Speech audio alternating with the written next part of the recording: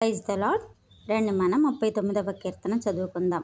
నా నాలుకతో పాపము చేయకుండానట్లు నా మార్గములను జాగ్రత్తగా చూచుకొందును.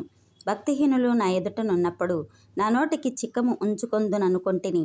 నేను ఏమీయూ మాటలాడక మౌనినైతిని. క్షేమమును గూర్చి అయినను పలుకక నేను మౌనంగా నుంటిని. అయినను నా విచారము అధికమాయెను, నా గుండె నాలో మండుచుండెను. నేను ధ్యానించుచుండగా మంట పుట్టెను. అప్పుడు నేను ఈ మాట నోరారా పలికితిని: యెహోవా, నా అంతము ఎట్లున్నది? నా దినముల ప్రమాణం ఎంతైనది నాకు తెలుపుము. నా ఆయువు ఎంత అల్పమైనదో నేను తెలుసుకొనగోరుచున్నాను. నా దినముల పరిమాణము నీవు బెత్తెడంతగా చేసియున్నావు. నీ సన్నిధిని నా ఆయుష్కాలము లేనట్టే ఉన్నది. ఎంత స్థిరుడనైనను ప్రతివాడును కేవలము వట్టి ఊపిరి వలె ఉన్నాడు.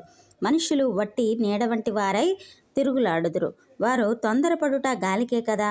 వారు ధనము కూర్చుకొందురు గాని అది ఎవరికి చేజిక్కునో వారికి తెలియదు. ప్రభువా, నేను దేని కొరకు కనిపెట్టుకొందును? నిన్నే నేను నమ్ముకొనియున్నాను. నా అతిక్రమములన్నిటి నుండి నన్ను విడిపింపుము.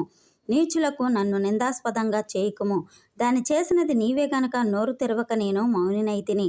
నీవు పంపిన తెగులు నా మీద నుండి తొలగింపుము. నీ చేతి దెబ్బ వలన నేను క్షీణించుచున్నాను. దోషములను బట్టి నీవు మనుషులను గద్దింపులతో శిక్షించినప్పుడు చెమ్మట కొట్టిన వస్త్రం వలె నీవు వారి అందము చెడగొట్టెదవు. నరులందరూ వట్టి ఊపిరి వంటివారు. యెహోవా, నా ప్రార్థన ఆలకింపుము. నా మొరకు చెవియొగ్గుము. నా కన్నీళ్లు చూచి మౌనంగా నుండకుము. నీ దృష్టికి నేను అతిథి వంటి వాడను. నా పితరులందరి వలె నేను పరవాసినయ్యున్నాను. నేను వెళ్ళిపోయి లేకపోవు మునుపు నేను తెప్పరిల్లునట్లు లేకపోక మునుపు నేను తెప్పరిల్లునట్లు నన్ను కోపంతో చూడకము. ఆమెన్.